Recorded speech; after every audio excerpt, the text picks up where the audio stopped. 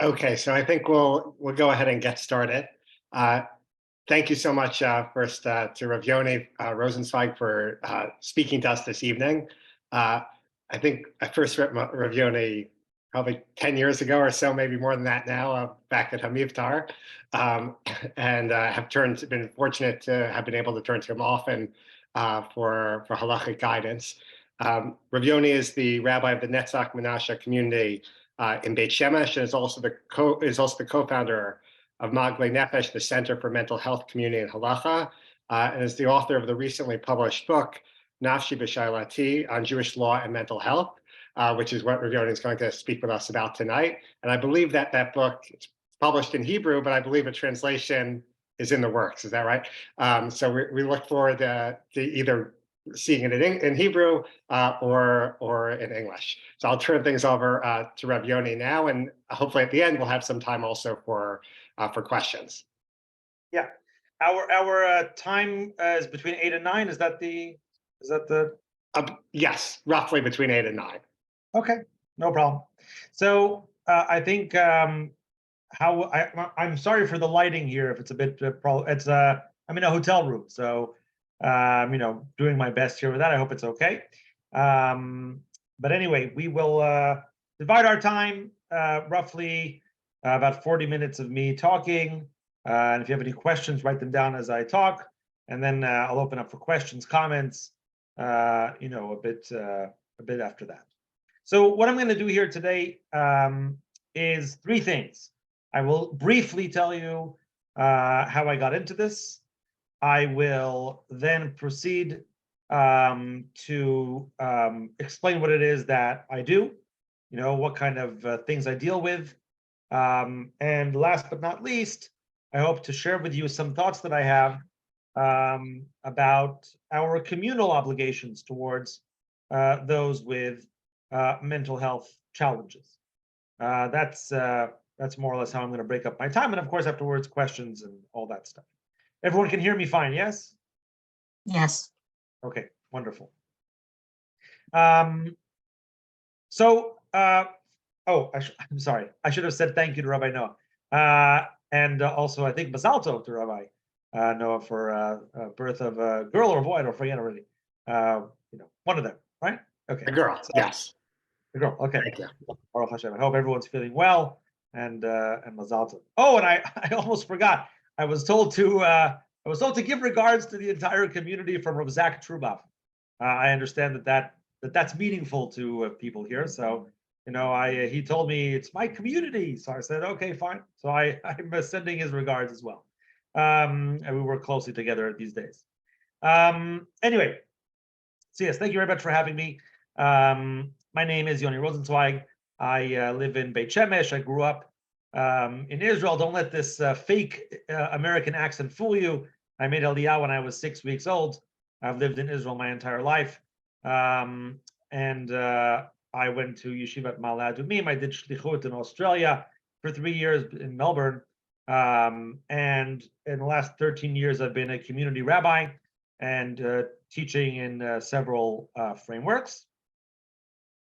About 5-6 years ago, I started dealing with questions of halacha and mental health. We will get into that a little bit later, what that is. But that's what I started dealing with. Questions that I received through my community led me to discuss the issue, and I turned to my friend Dr. Shmuel Harris, and together we sat and we learned for 2 years. Following that learning session, I went up to Rabbanim from the length and breadth of the Orthodox community. Following that, I got it peer reviewed by mental health professionals. And about a year ago, my book, Nafshi B'Shailati, came out. That book led to another idea, which was to create a nonprofit called Maglei Nefesh. And we in Maglei Nefesh do 3 basic things. We train rabbis and rabbaniot.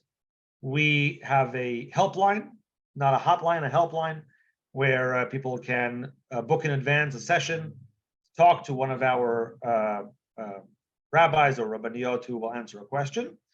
for them, and talk through whatever issues they're going through. And number three, raise awareness, which is what I'm doing right now in the US and what I'm doing over this Zoom call as well, to raise awareness to the issue of halacha and mental health. So that's really quickly, what I've been doing, and why I'm here. But what have I actually been doing? Meaning, what is halacha and mental health? What is this topic? So what I hope I can convince you today of is that not only is the topic of halacha and mental health worth hearing and thinking about, but that I think it genuinely can save lives.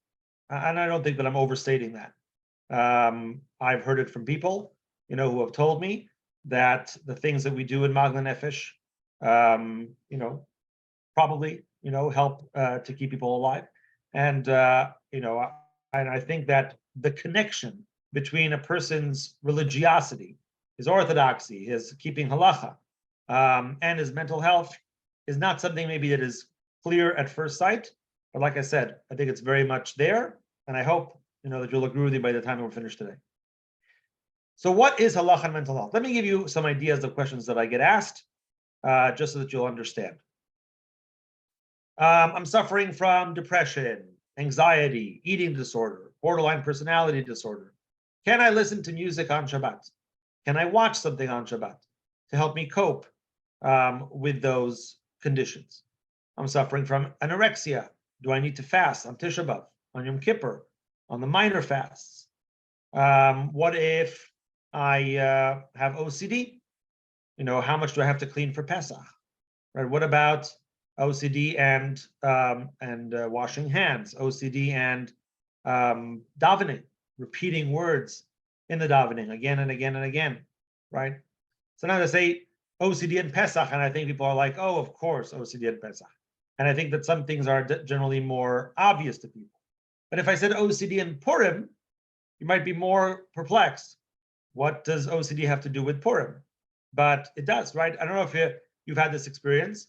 As a rabbi, I've done it before. And, possibly, right? Let's say Parshat Zachor in Shul, or the Megillah, right? Many times you'll hear the rabbi announce, everyone, please be quiet, pay attention, make sure not to miss a word, et cetera, et cetera. It's very important that you hear every single thing, right? Okay, so 100%. But imagine someone who has OCD, and now they have to listen to every single word and make sure that they got it exactly.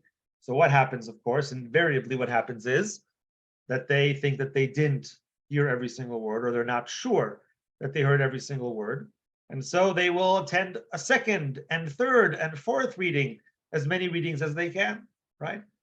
So OCD and Purim, yes, that also definitely applies. The reason I brought that example here, by the way, was to say that I think that we don't understand or appreciate the breadth of issues that mental health and halacha actually spans. It's not just one or two issues. It's everywhere, and it's everything.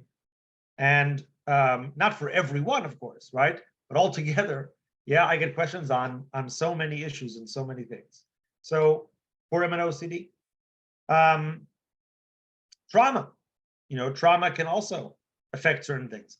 If a person has PTSD from, I don't know, let's say a fire, right? So they might not be able to light Shabbos candles, Hanukkah candles, Havdalah candles. If a person has trauma from sexual abuse, right? They may have problems with nida, with bdikas, with going to the mikveh, with exposing themselves to the mikveh lady, et cetera, right? That could be an issue. Eating disorders, we already, also we already spoke about fasting, but not just fasting, right? Eating disorders in Pesach. I had 2 cases this year of people who were worried about changing their diet and what it would do to their eating disorder, and they thought they might have to actually eat chametz on Pesach, right? So people always say to me, like, what kind of questions do you already get for Pesach that that you're not used to? And I always say, have you ever, as a rabbi, has anyone ever asked you if they can eat chametz on Pesach? Because I never had that question until I started dealing with mental health. It's not a really everyone always likes talking about kitniot, right? That's like our favorite topic. There's a very strong minhag on Pesach to complain about kitniot. I don't know if you know that. It's a very, very strong minhag. Everyone has to keep it every single year. But nevertheless, so kitniot I've been asked about. Chametz, that's new for me, But yes, 100%. We answer questions about things that I never thought I would have to answer. I never saw that coming. And the OCD, the eating disorder question about chametz is an example of that. Okay, kibbud avayim. Okay, so do you have to respect a parent who was abusive, verbally, sexually, mentally, physically, et cetera, right? I get questions like that as well. People say, my parents are coming into Israel. They're coming to visit. Do I need to see them, or do I need to pick them up from the airport? That's not a regular question, right? Like, why wouldn't a child pick up their parents from the airport? Of course they would, So obviously, if someone's asking the question, there's something going on, right? And indeed there is. So then, of course, you have to get into it, right? What's going on and what happened and this and that. It's all very, very complicated. So yes, kibbud avayim questions certainly come up. Lashon hara questions, in therapy, outside of therapy, people need to sometimes bare their soul, talk about certain issues, right? So that comes up. Avelus, mourning. I've already several times, I've been asked, do I need to mourn for a parent who was abusive? Same thing, right? The parent passed away. The child does not want to sit shiva, So what do we do in that situation, right? So, here you have all kinds of cases. Just lately, someone asked me in my community. They found out just lately. It's a whole story. I'm telling it really, really quickly. But they found out that the person who was asking me said, I found out that my father sexually abused my children. In other words, his daughters were abused by the grandfather, and the grandfather's already passed away 5 years ago. But now he wants to know whether he can stop saying Kaddish for him, like on the yard site, things of that sort. If he says Kaddish, it might offend the girls, et cetera, et cetera. So then, questions like that. So you never know, right, where the next thing is gonna come from.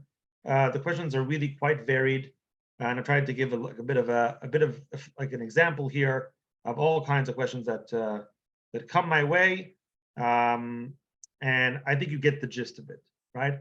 Meaning, let me put it to you differently. There are a lot of questions, okay? A lot, and I haven't even spoken about the ones that are really out of left field, like DID questions. DID is dissociative identity disorder, what is known colloquially as split personality, right? So some people might have 2 personalities or 3 personalities, and different personalities ask me different questions. I've had that, So, a woman will say to me, I hope it's okay if my other personality, who is like a 7-year-old girl, will contact you about a Shabbos question, or she'll say to me, I keep Shabbos, but my other personality doesn't keep Shabbos. So what do we do, right? Or one of her personalities doesn't keep kashrus. So when the other personality is in charge, she drapes up the entire kitchen. Then the first one wakes up, and then the kitchen is draped. So what to do? So these are questions that you do not find in the responsa. Like I'm sure that Rabbi Levitt can tell you later on. These are not questions you can find written, like in any written responsa. These are not things that we're used to thinking about, or taking care of. Another person with DID also, right, was in a car accident, and it was actually really fascinating to me. One of the older personality, like the personality was like an older married individual, asked me whether they should say Hagomel. That was their question. And then the younger personality, the child, wondered if God is angry at her, and that's why he caused this to happen, right? So different personalities have different questions, as well. about the same event. So, it's like I said, it's complex. And it's not just halachic questions. A lot of times it's also machshavik questions. So, a person might ask, like someone with the DID might ask if they have a soul, which they asked me. They said, does the main personality only have a soul, or do I have a soul as well? And it's an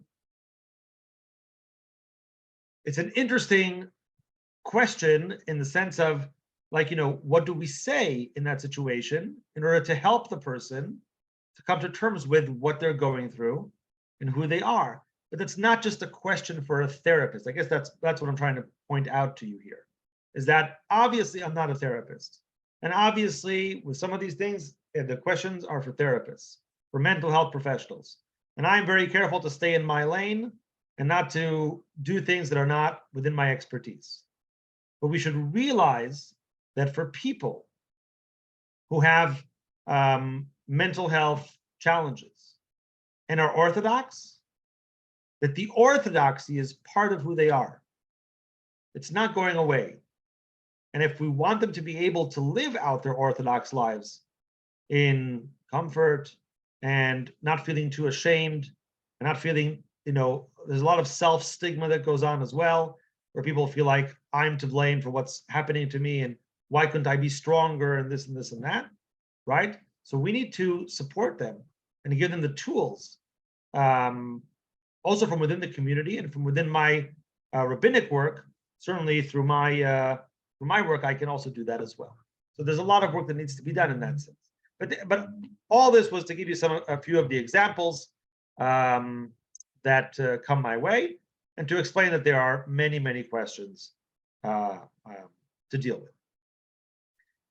I'm sure you're interested to have some of the answers to those questions, and I'm happy to discuss some of that later on, when I open up for questions. It's not the most important thing to me right now to give you the answers, and I'll just quickly explain to you why, because really every case is very different. So it's hard to copy paste from one case to another. Some rules, some cases you can make a rule and you can apply it across the board, but not many. Many times with specific questions, you need specific answers. So I'm happy to walk you through a question and a specific answer. If I have time at the end, I'll do it. Or if you have specific questions, I will answer them. But right now, I want to focus on the principles rather than the answers. Okay, so we'll do that first, and if there's time at the end, besimcha, happily, I will walk you through a specific answer and how I answered it and why I answered it the way that I did, et cetera, et cetera. Why is this work so important? As I mentioned before, what I really want to do is convince you of that fact, that the work that we do here is so important, really, so very, very important.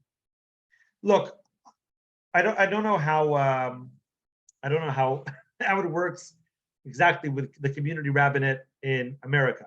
I take it the community rabbis are paid more than community rabbis in Israel. Let's put it that way. If I understand correctly, the system.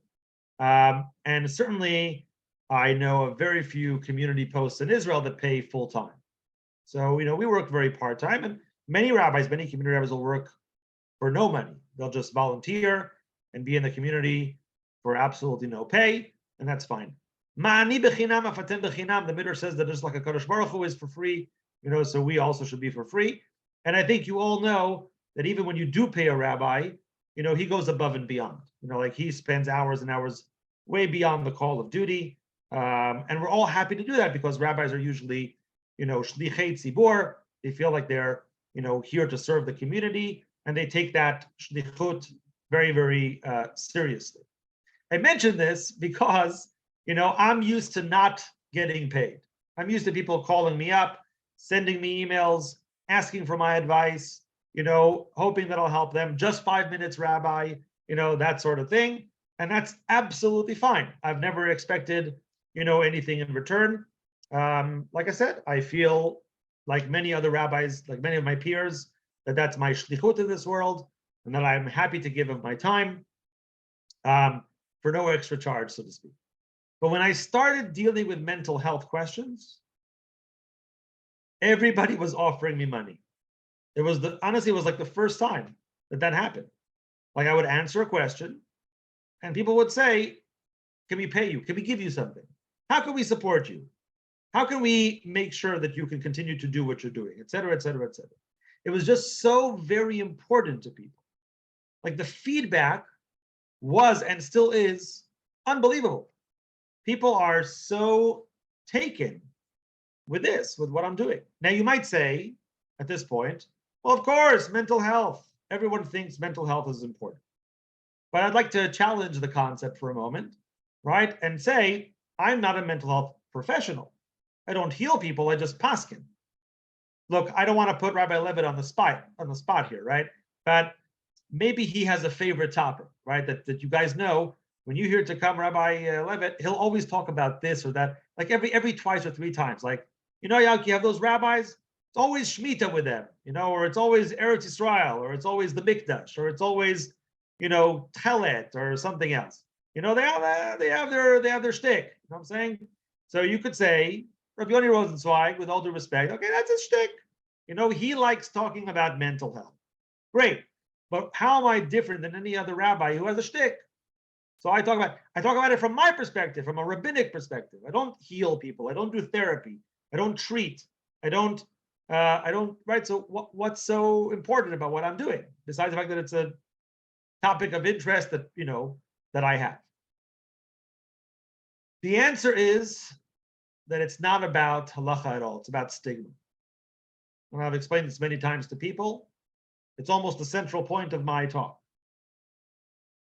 People, what I realized over time, and I thought about this a lot, is that when I talk about halacha, what people in the room hear is me talking about stigma, about destigmatizing mental health, about normalizing mental health. And let me explain why that is, okay? Why these two things are linked.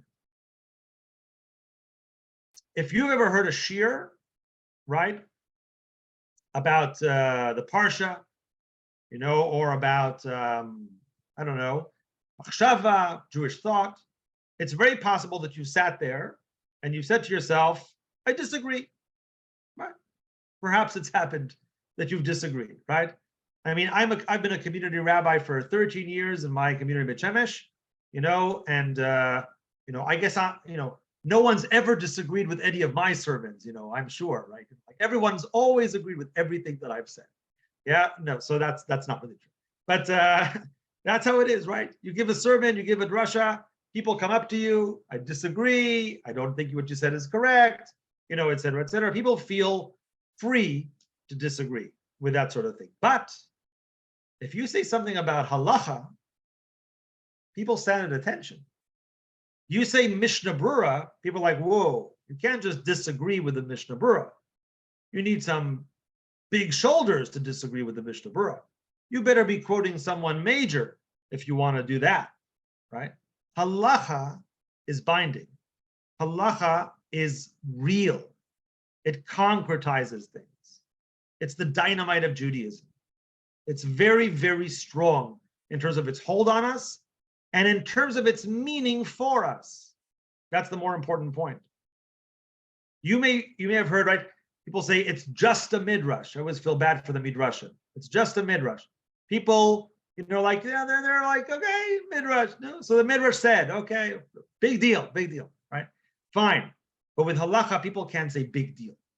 With halacha, people feel like that's important. I can't just wave that off, you know. But that means also that when something is halachic, that it carries meaning for the individual and for everyone else, right? If I tell you that someone with depression can listen to music on Shabbat, then subconsciously, what you're hearing me say is depression is a real thing. Depression is a real situation. That person is really suffering. And I, as a representative of the halacha, recognize that and feel the need to help that along, to help that person deal with whatever is going on. If I tell a young woman with anorexia that she should not fast on Yom Kippur, besides being a psak for that individual, it carries the weight of destigmatization. Because what it means is that even though it's a karet to eat on Yom Kippur, that even though it's a deoraita, it's one of the most significant Torah prohibitions, but that means that I take it seriously. I take it seriously to the extent that she should eat, yes.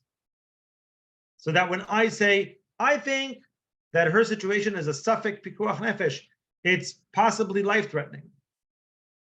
I mean that. I mean that 100%. But let me tell you, let me go even further, okay? Someone asked me, a mother called me up before this past Yom Kippur.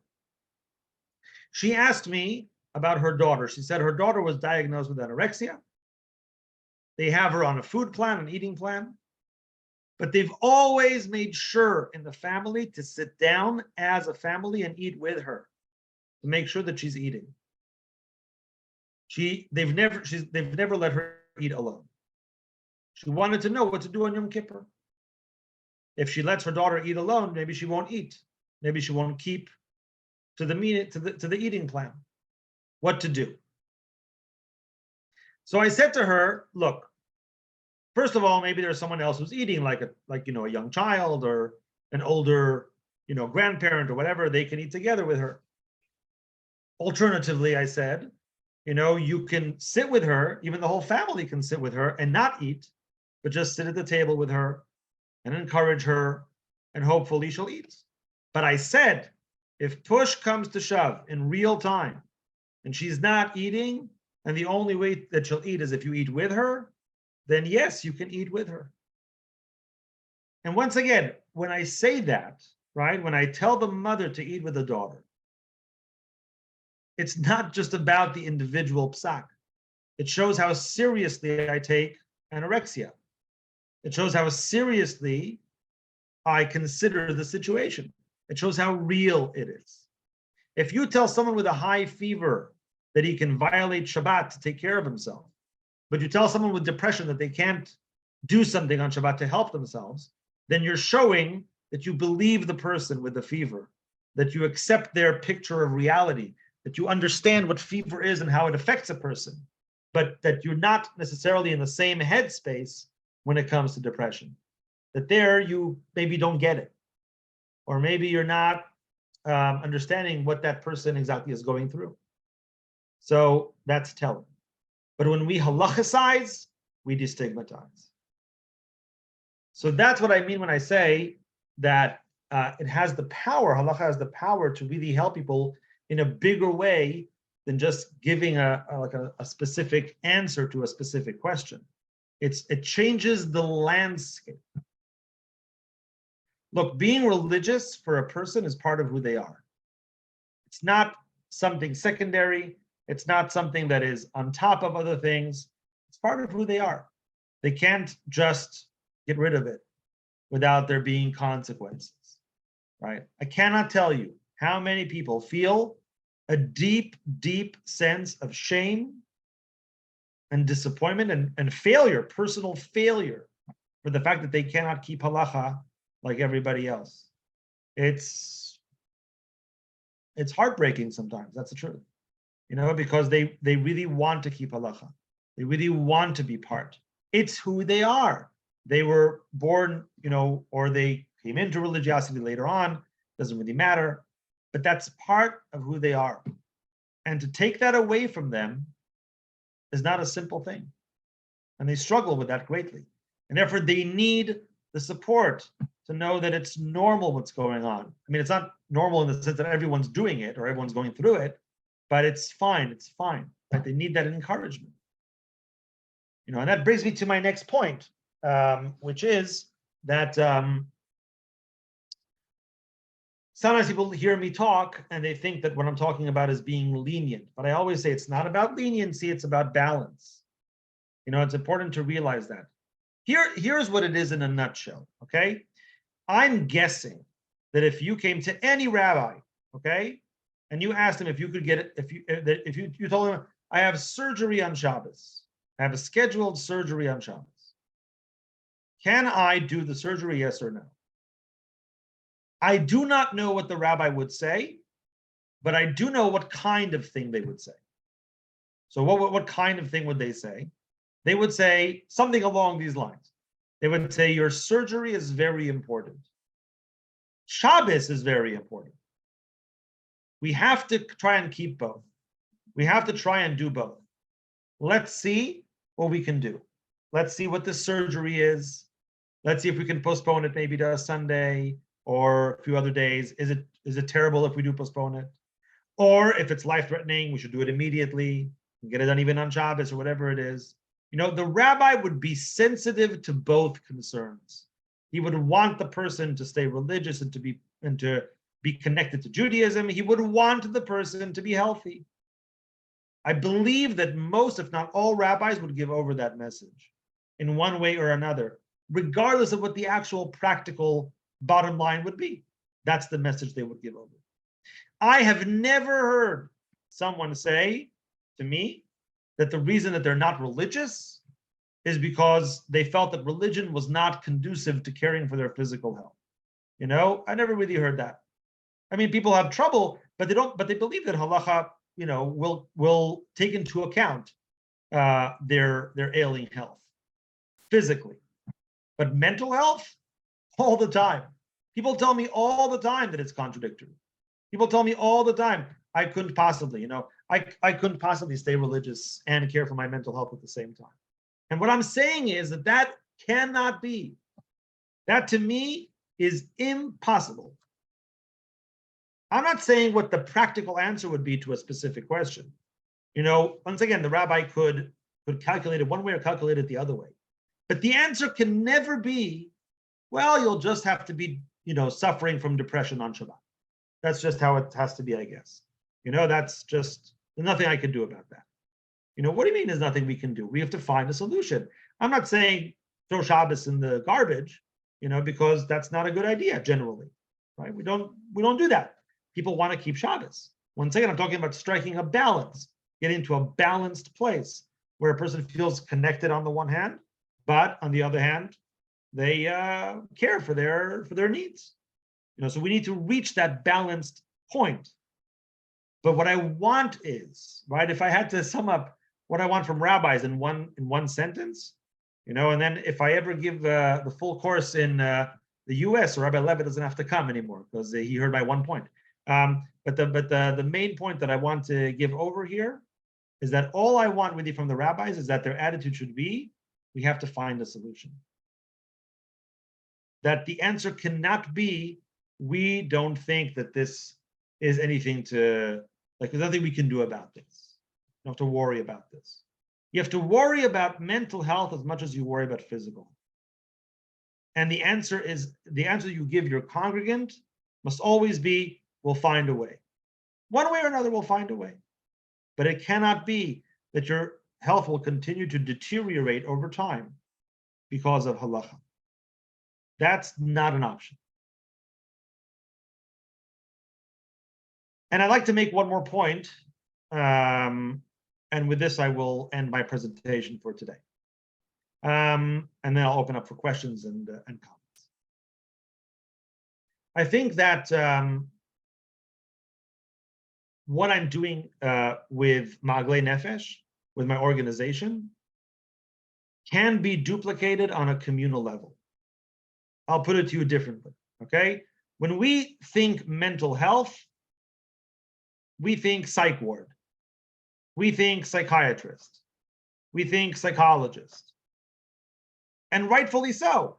Those people treat mental health conditions, right? So 100%.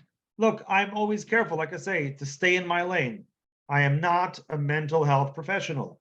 I do not hold any degrees in social work or psychology or anything. And I know my place. I know what I'm good at. I know what I'm capable of doing, and I know what I'm not capable of doing.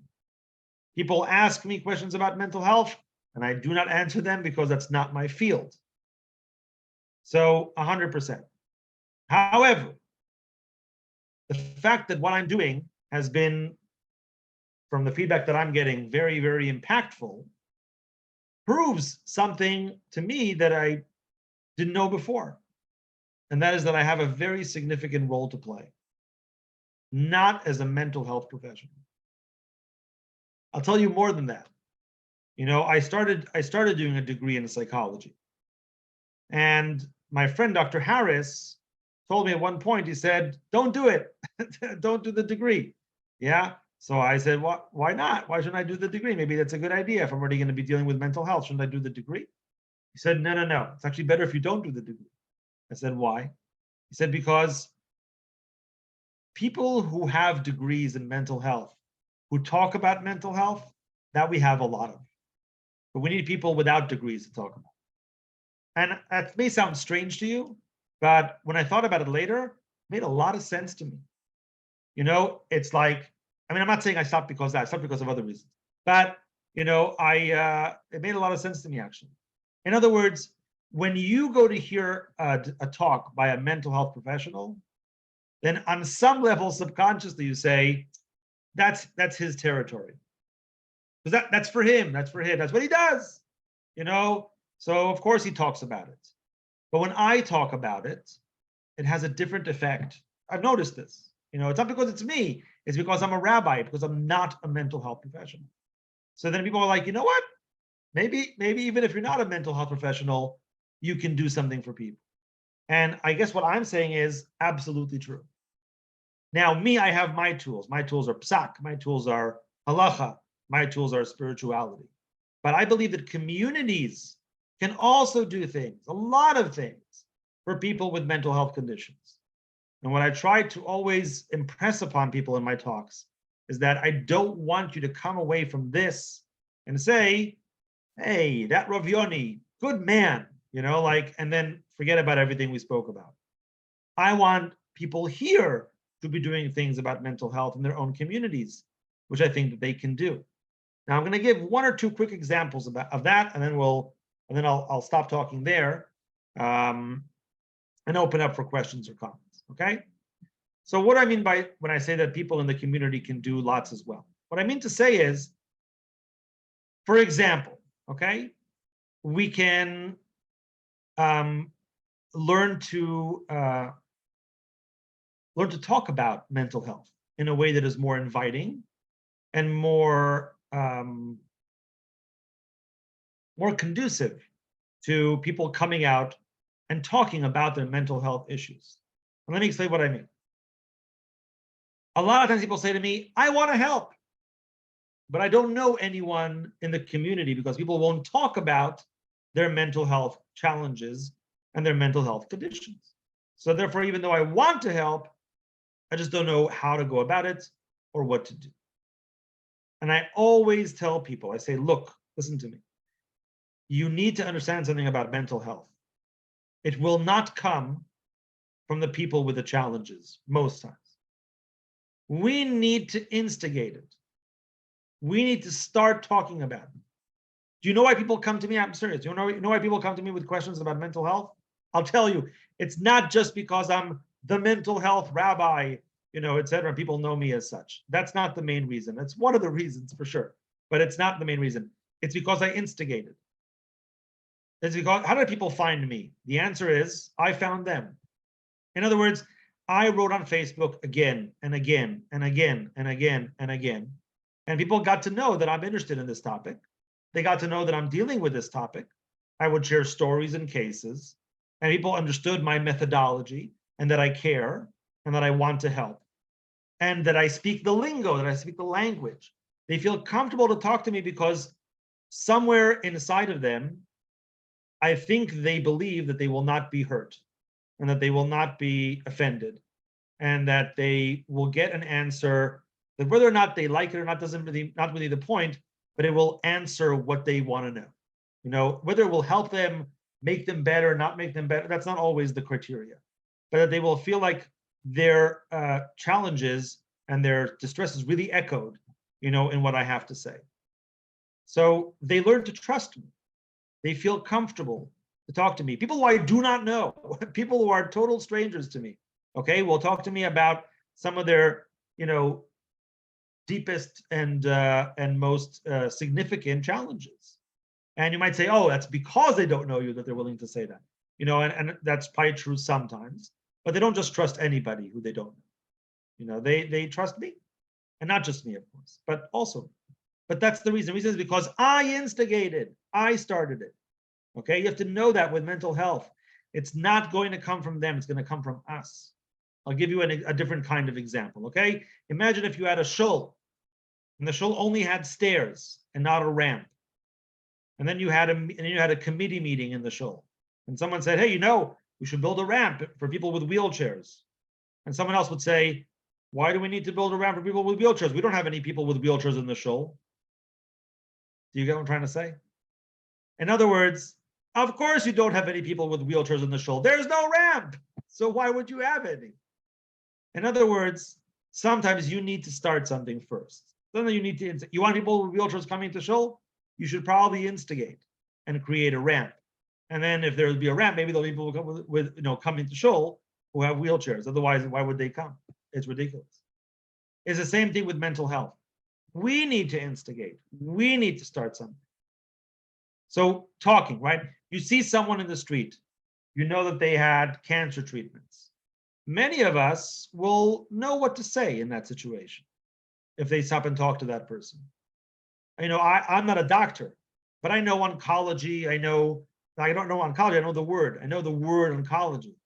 I know the word. I know chemotherapy. So I can small talk about cancer without knowing anything about cancer. I'm not really an expert on cancer, and then I'm able to small talk through a conversation about cancer. I'm able to ask the right questions. I'm able to avoid the wrong questions, and a lot of us are. But if you see someone with depression walking down the street, a lot of people feel awkward to ask about that. What are we going to say? We're going to ask how the depression is. What are we going to say? We don't even know what to say. So what happens? You don't say anything. So what happens when you don't say anything? The person with the depression feels like you don't care. They feel like they're transparent, like no one cares about them. No one asks after them. Because everyone's too worried or too afraid to say anything. Because they don't know what to say, because they'll embarrass themselves. And maybe they would embarrass themselves. Or maybe they would actually offend the person by asking the wrong question. Sure. So what you should do is you should have someone who is a mental health professional come and talk to you about the do's and don'ts. What yes to say, what not to say. That's not a bad idea. And you could also have a point person in the community, who's there for all mental health needs, whether discreetly or not discreetly. And you might say, well, will that even work? Or is it important? I want to say something. Okay. And this is the last thing I'll say, and when this will end. I'll end my part. Sometimes people write to me. I don't know how many of you follow me on Facebook, but sometimes people write to me, something very bit mushy for me, but they write that, thank God you exist, or things along those lines. Very nice sentiment. But if I think about that, I take it at face value. In other words, maybe they mean exactly what they write. That even if they don't ask me a single question, the fact that I'm out there, that I write about it, that I exist, so to speak, is comforting. To know that there is someone that they could ask if they wanted to know that there's someone who cares enough to write about this, to talk about this, and not to ignore it. That in and of itself could be of significance. So if you have, let's say on your weekly email, right? If you have a mental health concern, et cetera, you need help with in the family or whatever it is, talk to such and such and such. Even the fact that the weekly email mentions mental health every single week, even if no one approaches and no one comes and I promise you there are people in your community who are challenged. I promise you there are people in your community who are suffering. And I also promise you that some of them don't want to talk about it and don't want to reveal. But if they know that the community is open to it, if they know that the community wants to help, right? That's called instigating. That in and of itself can many times bring nechama, bring consolation to the person, and a feeling like, what? I'm not invisible. I may not be ready to share right now. I may not be ready to talk about it, but it's nice to know that I'm not invisible to the people in the community. And that already is something. So we can all do this. It's not just about me doing my thing. Yes, I do my thing, but we can all do things to instigate, to make people feel more comfortable, more at home. There's a lot more to say about this, but I want to open it up for questions or comments. So I'm handing it back to Rabbi Levitt, or anybody who wants to unmute and ask, it's fine. So I'll start off with a comment, an announcement, and then a question. First, I'll just echo something, Rav Yoni, that you said, which is that every time I've spoken about mental health in a sermon, in a drasha, someone in the community who I didn't know had a connection to that issue, either they had a challenge with it or a family member they did, came up to me. And I probably don't talk about it as often as I should, but whether it's PTSD or substance use, those are just two examples that comes to mind. People have always come up to me to speak to me about a personal connection they have afterwards. So I think it's definitely something I'm sure we could do a better job of it, and every community could. I also want to mention this is really the first in a two-part series in mental health that we're going to be doing in the next month or so at our shul. We're going to have a Shabbat dedicated to mental health at the end of May with Shira Atik, who will be sharing a personal story, and Dr. Arya Graber, who's a local therapist. So for those who are local to Cleveland, hopefully you can join us for that. My question, and after I ask also, or while I'm asking, if people want to put their questions to the chat feature, and then I can pose them to Rav Yoni, that might be easier because we have a number of people online, is that sometimes, especially with something that's happened to me when I've had questions from people who've had physical disabilities, is where people are looking for, there might be a kula that could be provided for someone, say on a Shabbos-related issue, that is unsatisfying to them. I'm thinking of, say, someone with cerebral palsy who walks with great difficulty, but they want to use the stairs on Shabbat, even though I think many poskim would say they could take the elevator. Are there, I imagine there are certain parallels in mental health, maybe someone with an eating disorder who wants to try to fast. What sort of guidance and principles do you use when those cases come up? That's a fantastic question. I always say, that leniencies are a double-edged sword. I always say that. If people get the impression, and sometimes they do from my talks, that I am trying to give leniencies to people, then you have the wrong idea, right? When you tell someone, and perhaps you've had this experience yourselves, or you've seen, when you tell someone that they should not be fasting on Yom Kippur, doesn't forget mental health for a second. An elderly person, a doctor says they shouldn't fast. Then almost always when you tell them that, what happens? They start arguing, well, maybe I could fast, maybe I could do the nighttime, I'll go and I'll see how I go, etc. So people always try and work out a way, maybe that they can. You think people want to hear that they're not fasting on Yom Kippur? It's the opposite. They want to be fasting on Yom Kippur. It's important for them to be fasting on Yom Kippur. Every leniency that I give makes the person feel like they're being pushed out of Klal Yisrael, right? So they're not part anymore because everyone else is doing X, and I'm not doing any of that stuff. So then, what makes me Jewish? What makes me religious? What makes me Orthodox? How am I connected to HaKadosh Baruch Hu? Most of the conversations that I have before Yom Kippur are not about the psak. I give the psak to people, fine. But then they're crying on the phone or other, it's just so hard to hear that they're not going to fast on Yom Kippur. It's just so hard. How am I even Orthodox anymore? People ask me that question. They want to know if God loves them. And it's very hard for people. So yes, I completely agree with Rabbi Levitt about what he just said. In other words, giving a leniency is not a solution. In fact, it creates more problems. And by the way, if you've ever received like a significant leniency, you know that that's true. Yeah. So you get the leniency. Great. Thanks a lot. It's, now I don't have to fast Yom Kippur. Yay. It's not a good thing. It's a feeling like what am I even doing here anymore then? So therefore, I always say what I said before, you need to strive to create balance for the person. When I tell people that they can listen to music on Shabbat because of their depression, I tell them to try and create a playlist from before Shabbat, press play on it. hook up earphones, and all you have to do is put the earphones in your ears. You don't have to press anything. Why? Because of some technical, halachic, legal. No, it's not about that. It's not about that. Also true, fine. But it's not about that. It's because if people are on their phones the entire Shabbat, then it's one feeling. And if all they're doing is sticking their earphones in their ears, but the music is playing on its own, that's a whole other feeling. And it's a feeling of connectivity to Shabbat, if they can do that. So I always try to strike a balance. But sometimes it's not possible. With anorexia, right? So I tell people, just don't fast. Okay, so where's the balance there? So the answer to that, and here's another part of my answer to Rabbi Levitt, is that, the answer to that is that with me saying to them they shouldn't fast, I do tell them, maybe you could do this, or maybe you could do that, or something else. In other words, maybe you can, in a sense, make up for it by doing other things. Some people want to, let's say, do what's called a tanit dibur.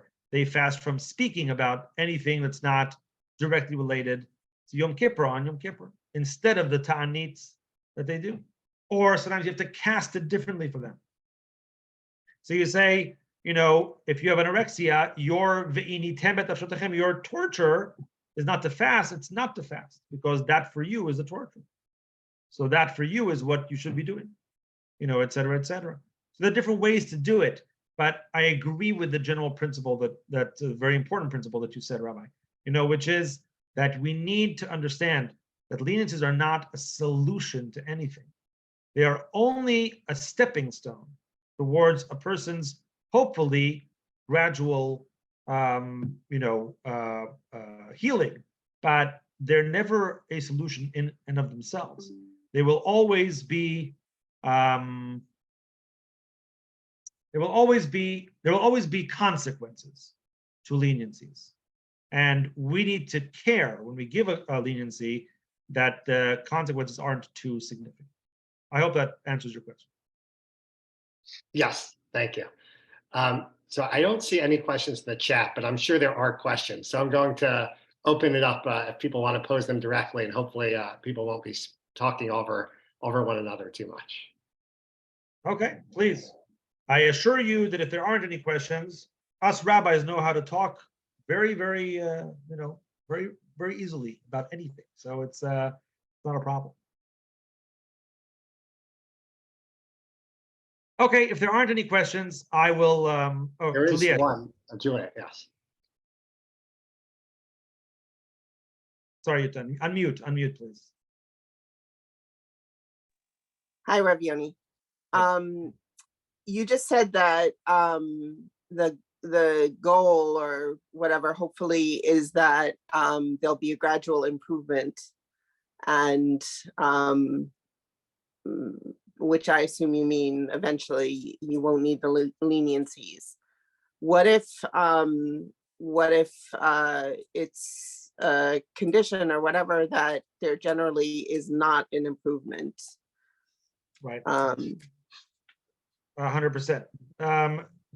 Conditions where, obviously, those definitely happen. I can't say that I have many of those questions, but you're right. There are certain cases where that's such, where it basically there's no real horizon, for the individual to improve. And so the leniency, in a sense, is going to be forever, right? In that scenario. But what needs to be done in that scenario, the balance that needs to be struck in that scenario, is basically a restructuring and a rethinking, of what that person is doing in this world, so to speak, or how they stand vis-a-vis a Kadosh Baruch Hu. In other words, that maybe their specific position or their specific stance, is different than everyone else's. In other words, what I would wish, I don't know if I'm clear about that.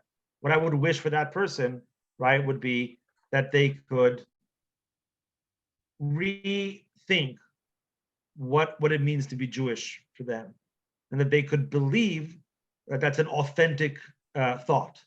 In other words, that it's not just something that is a di'evid, but that in their situation is a lekatchila.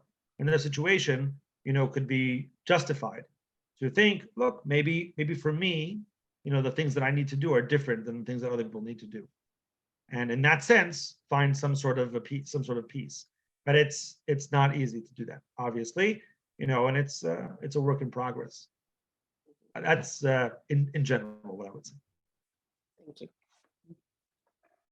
Sorry, there's something in the chat, right? Let me just see that. Someone has a physical element that's often noticeable, but with mental health is often hidden. It's difficult to know who even to approach to see how they are doing and offer support. Right. I agree. Like I said, you're never going to know, 100%. That's true. But that's why we need to instigate. That's what I'm trying to say. If you're not going to be able to guess it, and or usually not going to be able to guess it, and it's going to be difficult to draw people out and to seek help. But if we present ourselves out there, we put ourselves out there, I think that people will seek us out. That's what I believe.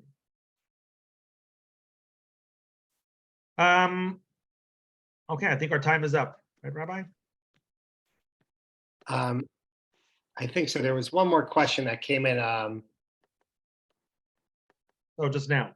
That came Some in. people want to go through the motions like fasting on Yom Kippur and mistake that for being Jewish rather than understanding the point behind fasting. Okay, yeah, I hear the point.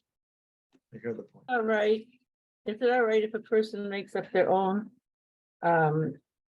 alternative to observing Shabbos because they can't get out to the synagogue, they can't physically walk there, whatever, and so they made up their own thing that they that is the time that they do their learning, but they don't read quickly. Like most learning is from the recordings of the different rabbis and different subjects, either on the parsha or other issues. And I made that decision without consulting a rabbi. I sort of decided for myself, and I keep to that rule. But is that like what? But I didn't ask a rabbi about it. I just figured that would be. I first of all, I think that it's always good to consult a rabbi, not because always to. Yeah, I'm not saying that a person needs to get authorization for their decision, but I think that sometimes if they consult, A, the rabbi may have some good ideas, and B, if they do, hear the rabbi say, "Oh, that's a great idea," then that also makes them feel better and makes them feel comfortable with what they're doing, et cetera. So, I generally would recommend that. But specifically to your question, it's kind of like what I said to Juliet a moment ago. So if a person can't, have Shabbat in the classic way that other people have it, then they, I think they should create alternatives, for themselves that are meaningful and significant, and therefore have I've done it all my life. I've done it most of my life. But I was just wondering that because I had a friend who saw what I was doing, came over unexpectedly, and she thought it was like outrageous that I should do this. I didn't try to explain it because I just hit the phone. I didn't hit the phone. Right. I understand what you're saying. Yeah. In general, I enjoyed so much with you. I would like to know how to reach you again about other situations that I have questions about. Okay, I think Rabbi Levin can give you my contact details, right, Rabbi? Yes, absolutely. And I'd also encourage everyone to follow you on Facebook also, if you're on Facebook. On Facebook, okay. But also if you email me, I'm happy to share with you. Thank you, I'll ask just Rabbi Yoni, one other question that came in privately to me. It might be you'll let me know if it's in your lane or not. Someone asked about learning disabilities and the rate of learning disabilities in schools now, and the number, especially boys, being diagnosed with ADHD in Jewish schools.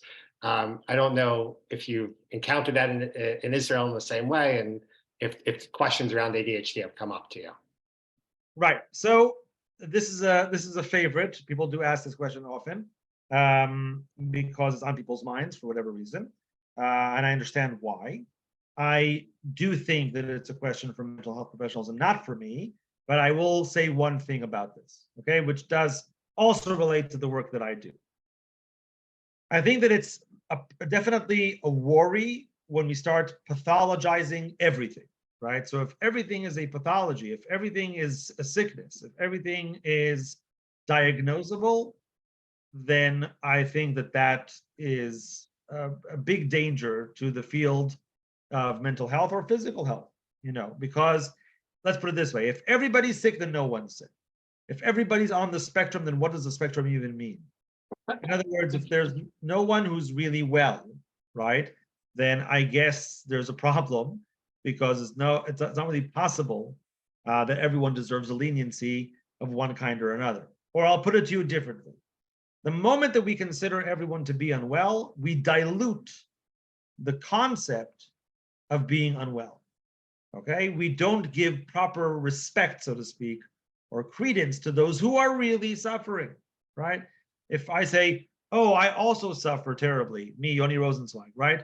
When I do not have any diagnosable issue, right? So I think that I am spitting in the face of the people who are truly suffering and who truly deserve, certain leniencies and certain things to help them through the day, to help them through the week, et cetera, et cetera. So if the question is, do I think that ADHD is overdiagnosed, that is probably a question for a mental health professional. If the question is, do I think that that's a problem? If it is, the answer is definitely a problem, not just for the individual person that he gets a diagnosis that isn't true, but for our community and our society, as a whole. Because once that happens, then what happens is people start saying, you know what, ADHD doesn't really exist. I know it will say that. In fact, I think there's a book like that that says ADHD doesn't exist. Because if it's so prevalent, then maybe we're just making it up. That's what happens. You start diagnosing everybody, and it dilutes, the meaning of the term, so that those who really need the help don't get it. And that is a real issue. So we need to be very careful not to over pathologize. And by the way, it's true also halachically, meaning who will I consider a chole, she'en bo sakana, sheyesh bo sakana? Who will I consider someone who deserves a leniency or not? I'm careful with that. Not because I don't want to just give the wrong psak to someone. That's also true. But the moment that I start giving out rulings like candy, it'll dilute the meaning of getting that leniency. It will dilute the significance of the leniency. We have to be careful with that as well. Okay, thank you so much, Yoni, for staying a couple minutes over with us also, but for sharing all of your wisdom and your work with us. For people who are interested in contacting Rav Yoni, please email me and I can give you his email address. Also, Rav Yoni is very accessible on Facebook and other places, so definitely friend him, follow him on Facebook. If you don't, it's really what you post on Facebook is a wonderful resource for everyone. And God willing, it will be wonderful at some point in the future to get to host you in person in Cleveland. Thank you so much. Thank you, everyone. Take care. Have a good night. Night.